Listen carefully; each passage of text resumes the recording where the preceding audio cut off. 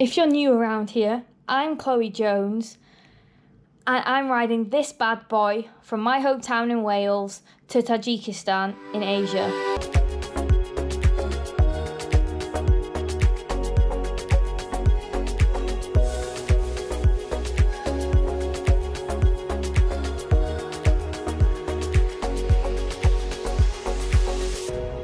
Good morning everyone. If you've been following the series so far, you'll know the last episode finished with this crazy chaos. In a car crash, this lorry's just rear-ended us.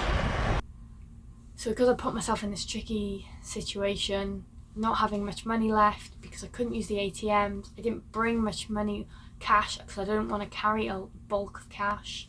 And then also I got sick, and I was sick for 6 days, and I had to pay for 6 days accommodation, which I hadn't planned for. You guys just see snippets of my life on the road, but you know, there's so much behind the scenes that go on to make decisions. Ultimately, this was the situation I was in. I was shy of 300 miles from the Kazakhstan border with less than $100. So I just had to book it to Kazakhstan.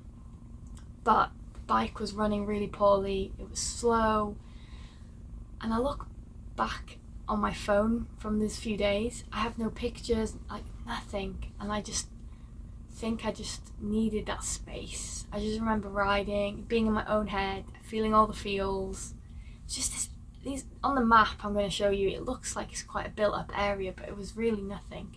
This whole road was like just an empty abyss. Of the weather changed so frequently, I'd be hit with these crazy winds, and then bright, beautiful sunny afternoons.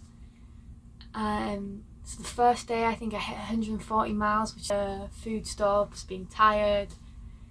The next day I hit 100 miles a day, petrol stops, I would then reach the big city.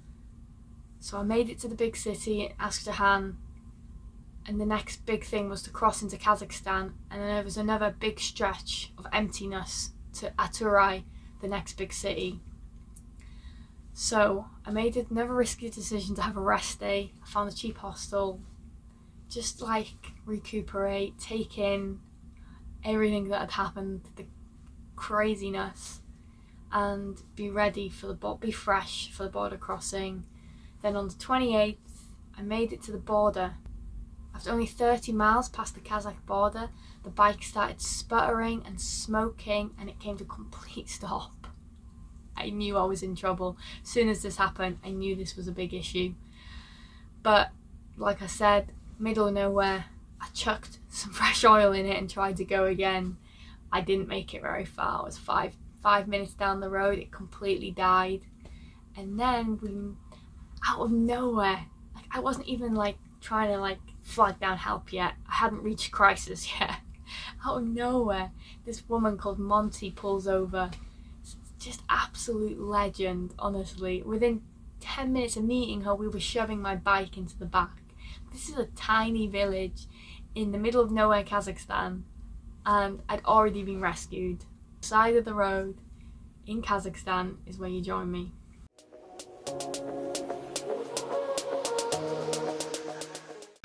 It conked out, put some fresh fuel in, put some fresh oil in, conked out again, so it's okay. I've been rescued by more people.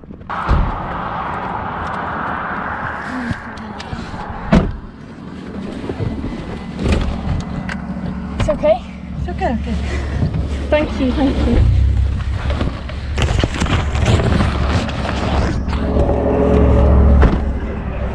Oh, fuck. Spasibo, thank you.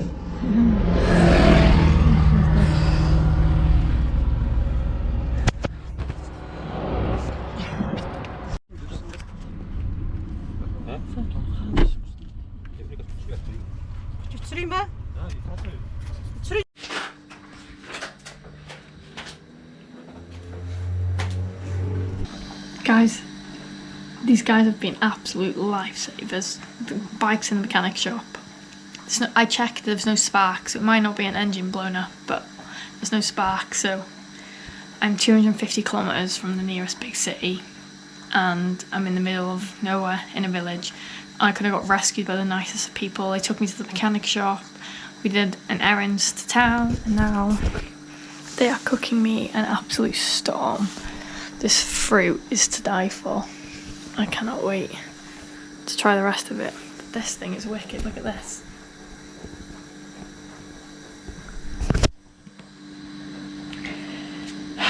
I actually, considering this could be the end, and I'm just like rolling with the blows, and if it's meant to be, it's meant to be, but it's not the end, it's just a big speed bump.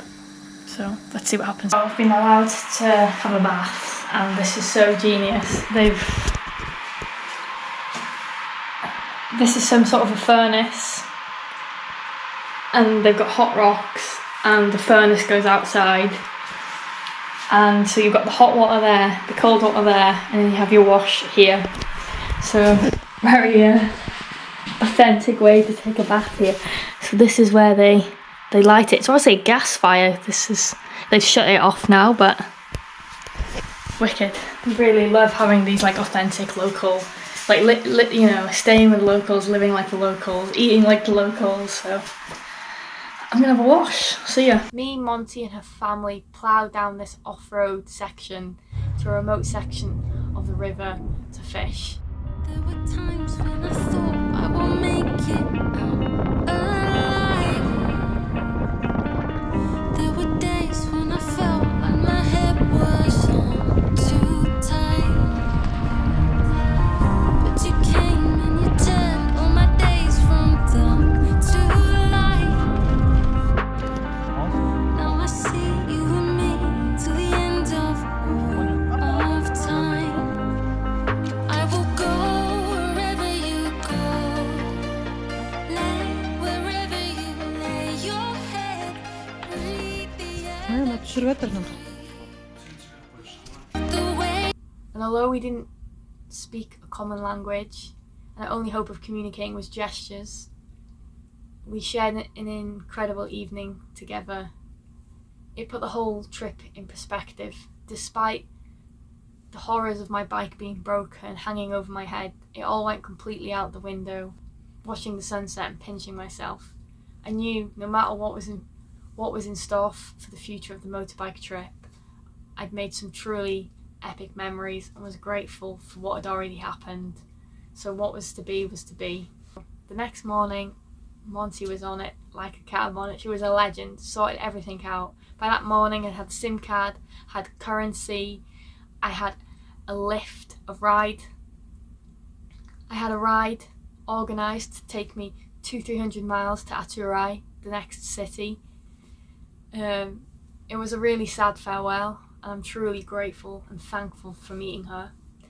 But the guy she hooked me up with was a postal delivery guy. Rode with this guy, I really wish I remembered his name. He does this drive nearly every day. He delivers post between this remote village and the city. The road was carnage. I felt the lorries were tracing each other. It's not, at least half of it wasn't paved. It's bumpy, like throwing dust balls up everywhere. You have to turn the AC off so you're not breathing it all in and you're sweating. It was still an epic day, like chatting to this guy over Google Translate and like taking in the scenery. It really felt like I'd entered a whole new world now. I really felt I was truly heading east now, on not a motorbike.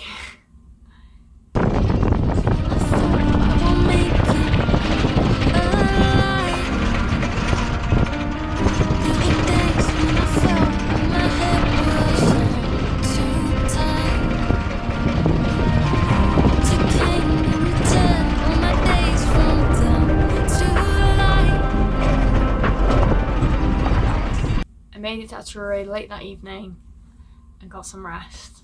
I put out a post on the Honda C90 Facebook page if anyone had any recommendations, and the legend Ed Mart reached out, gave me a call, and he chatted through some of my options, told me some things to check on the bike, that I could send him some videos and he could give me his opinion, and also a guy called Alan Price, which we'll meet more in the next episode.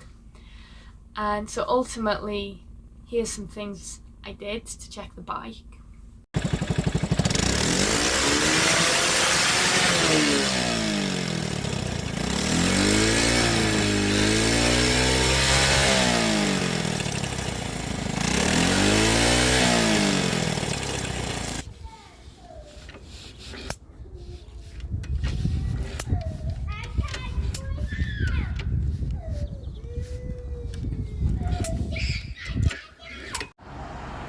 guys, so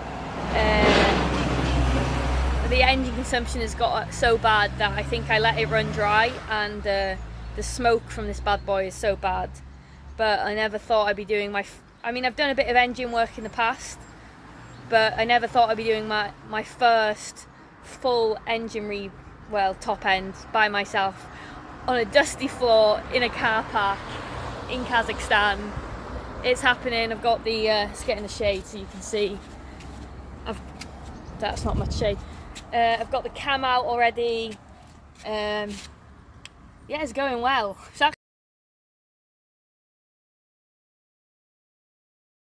We decided the top end needed to be rebuilt. Disheartened, I had a big decision to make. You know, Chinese engine, parts. You know, I thought about lots of different things. Getting specific parts for the Honda 90, despite being in a city, was a pretty barren, desolate city. Not speaking Kazakh language, it was going to be pretty difficult. And maybe I could have spent a couple of days trying to think of solutions. But thinking ahead, I needed a visa for a country, and I could only get that visa if I was back in the UK.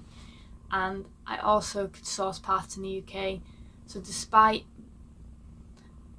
eating massively into the trip's budget, I decided to fly back to the UK for 2 weeks to source parts and get my visa. So you join me next week rebuilding my engine. Stay tuned, keep watching, have an epic week of adventures. See you on the next one.